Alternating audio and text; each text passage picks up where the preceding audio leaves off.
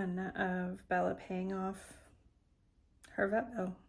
So I'm making her food, and I found a recipe on, I actually found it redundant on like 6 websites. So let me show you what it is. Okay, I found this recipe online. It was redundant on a lot of different websites. But basically, number 1, alkaline water, filtered water, hydration water is all that she's going to be able to have going forward. She's not going to be eating any beef or anything. It's just going to be chicken or turkey. So we've got chicken breasts, and I've got sweet potato, it's huge, carrots she loves, and celery, cauliflower, apples, some zucchini. I've got fish oil and a little bit of coconut oil that I'm going to be adding, and this is going to be her diet for the next 570 plus days. She's got a bill to pay off, and like I said, I'm only accepting payment in the form of days. And so I'm going to boil the chicken first, cut everything up, blend it, and then as a treat I got baby food. So it's cans of chicken and turkey baby food, and that's what she's going to be eating. So, but I'm going to rinse 6 breasts of chicken that I'm going to put on a plate, and then I'm going to put them in the Instapot to cook and boil. Okay, now I'm going to add the chicken to 3 cups, or actually 4 cups of water that is already in the crock pot, which Instapot, because we need to get this done so that I can get everything chopped up while it's cooking. All right, so Miss Weeble Wobble, she's trying not to fall over. Ooh, she's, poor thing. She's still loopy from anesthesia, but I think that's a leaf from the food. Okay, cauliflower, the sweet potato, carrots, celery, zucchini, apples. So all of this is gonna stay raw. The only thing that's cooked is the chicken, and it's in the Instapot for 30 minutes while it's cooking, and then I'm gonna keep the water to add to the food. I'll keep the chicken broth. So I'm gonna wash these, and then I'm gonna chop them up lightly, put them in the food processor and chop them up, and then we'll divvy it out. And this should be enough to last me over 3 weeks of food for her, and I'll be able to freeze it.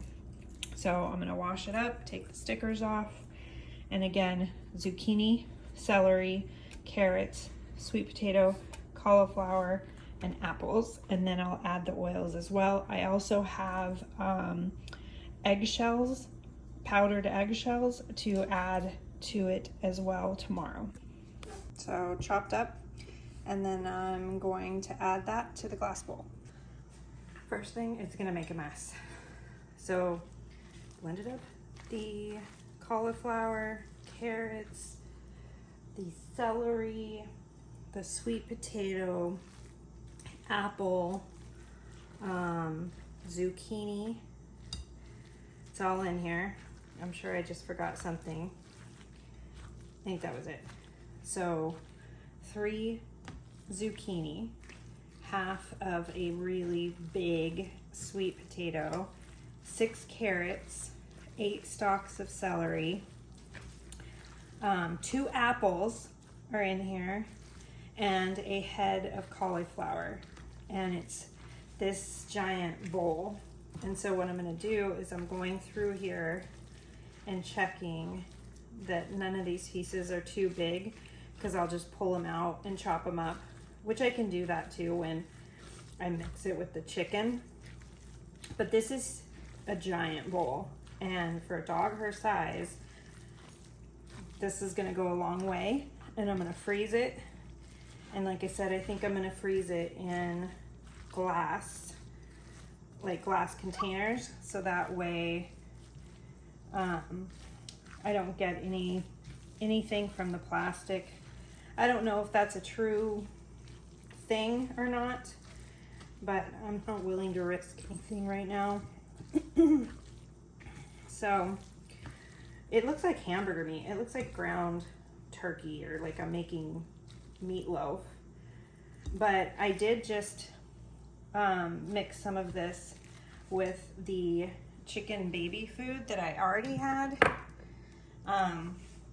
We had gotten these little jars of chicken baby food, and I added this to this, and that's what she just ate before I just started recording again. And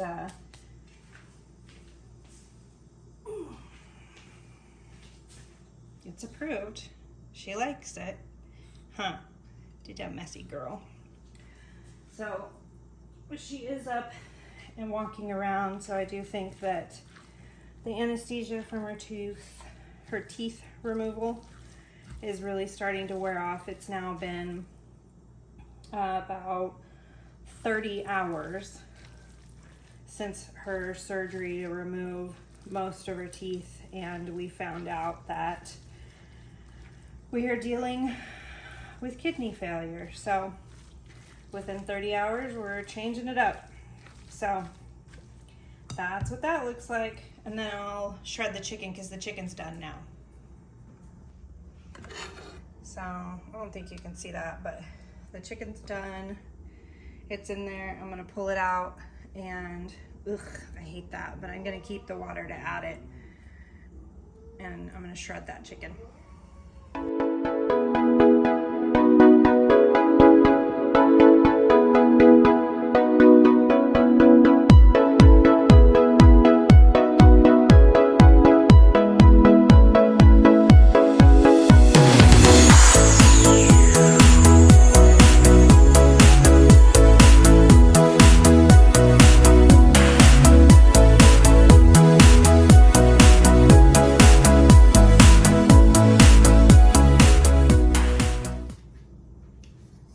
So it's completely shredded and cooled off, and I've chopped it up pretty fine because obviously she doesn't have a lot of teeth anymore.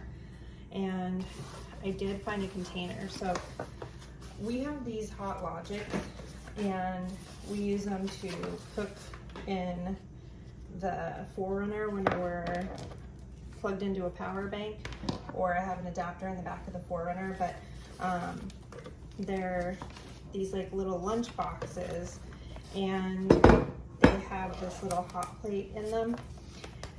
And I have gotten these glass containers to cook in them, and so that's what I'm going to be storing her food in.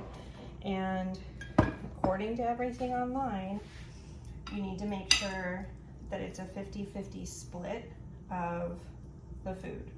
So we've got 50% that is the vegetable, and then I'm going to do 50% meat to make sure that I have an even split. And I can probably do double this. So I'm doing 50% more of the vegetable, 50-50 split, so 50% more vegetable and 50% more of the meat, and it's about a container full. And then I'm gonna put 1 fish oil tablet. These are soft gels, and I'm not gonna do that on camera because I already sprayed myself with fish oil. But I'm gonna use a push pin to get it. And then I'm also doing a spoonful of the coconut oil, but like a tablespoon. So it's like a half a spoon, just so so that she's got the coconut oil. And then what I'm gonna do is I already put fish oil in this, and so I'm gonna put the meat in there and soak up the fish oil that's already in that container onto the meat, and then I'll put it in here. And so then now that that's in there, I'm gonna use the spoon and I'm gonna just mix it up. This is easily, right here, this is gonna be a week's worth of food for her.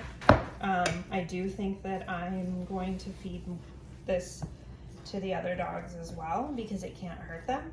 There's not gonna be an issue. So I'm just gonna continue to mix this up, and then I'll show you how many containers I get. Okay, so I have a 6-cup container of just vegetables that I'll make more chicken to add to, but I'm gonna hold off until we make it through these. But this will get frozen, and I've got the lid for it in a glass container.